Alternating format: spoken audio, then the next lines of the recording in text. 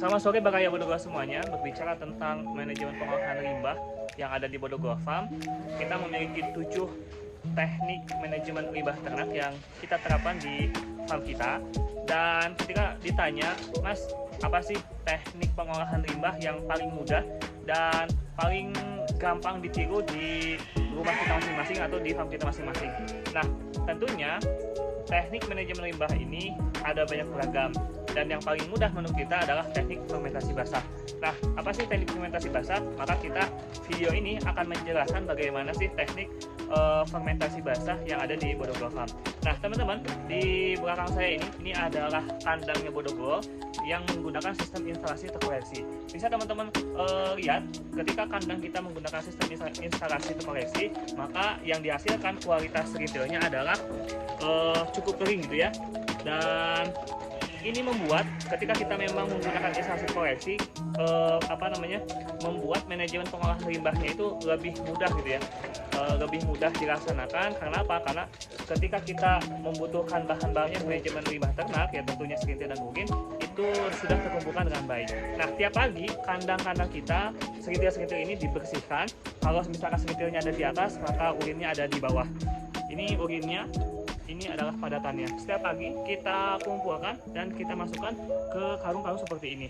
Nah, bagaimana cara teknik fermentasi basah? Teknik fermentasi basah itu ada di sini, teman-teman. Nah, ya, untuk teknik fermentasi basah salah satunya ada di sebelah sini. Ini adalah semacam kolam, ukurannya sekitar 1,5 kali 1,5 dan kedalamannya juga 1,5 meter. Nah, ini sebetulnya adalah output dari biogas yang ada di sebelah sana, di mana ketika ini tidak digunakan menjadi media fermentasi basah, maka menjadi ruang pertumbuhan jentik nyamuk. Nah, oleh karena itu, untuk menurunkan populasi nyamuk, salah satunya kita menggunakan atau kita manfaatkan menjadi teknik fermentasi basah.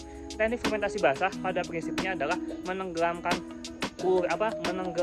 serintil ke dalam air atau membuat basah gitu ya, membuat basah. Nah, yang bagus adalah air yang membuat basah atau air yang digunakan dalam hal proses fermentasi basah itu mengandung probiotik aktif. Nah, probiotik aktif adalah seperti contohnya ada E4, ada Saccharomyces tunggal, ataupun merek-merek yang lain yang bisa teman-teman gunakan.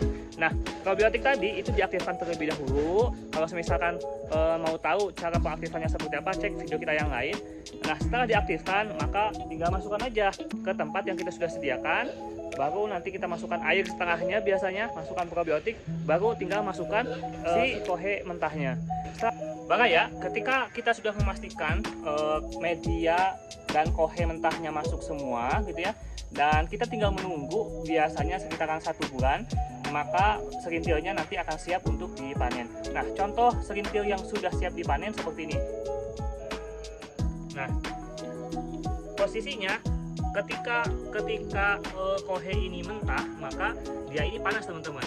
Nah, ketika sudah melewati proses fermentasi basah, dia ini berubah menjadi suhunya lebih dingin, itu yang pertama. Dan yang kedua adalah warnanya menjadi hitam legam. Nah, ini di bawah adalah air ya, teman-teman. Nah, ini dia air. Nah, ini dia air. Pada prinsipnya tadi dia harus terendam atau misalkan lembab gitu ya. Pada prinsipnya fermentasi basah itu seperti itu. Nah, ketika memang sudah ciri-cirinya kan ketika fermentasi basah ini sudah berhasil adalah kohenya berubah menjadi hitam dan suhunya dia sudah mulai kering. Nah, inilah yang nanti akan kita panen. Inilah yang akan kita panen dan disimpan di karung-karung. Nanti kita nunggu biasanya sekitar 1 minggu setelah airnya tiris, baru kita bisa aplikasikan ke tanaman. Seperti itu. Mas, tadi kan untuk pengolahan fermentasi basah itu dia menggunakan output biogas. Nah, sementara kita kan nggak punya output biogas, itu gimana caranya mengolah si kohe domba dengan menggunakan teknik fermentasi basah. Dan hati teman-teman, teknik fermentasi basah selain tadi ya, kalau kita prinsipnya adalah memanfaatkan sesuatu hal yang ada yang tidak terpakai. Nah, sedangkan kalau misalkan teknik fermentasi basah yang mungkin saya kira bisa ditiru di kandang teman-teman semuanya adalah dengan mempersiapkan semacam kolam terpal teman-teman. Nah seperti ini, kolam terpal seperti ini. Nah kolam terpal seperti ini nanti ketika tinggal dibuat rangkanya, setelah dibuat rangkanya masukkan air, masukkan probiotik gitu ya. Setelah itu baru masukkan kohe mentahnya.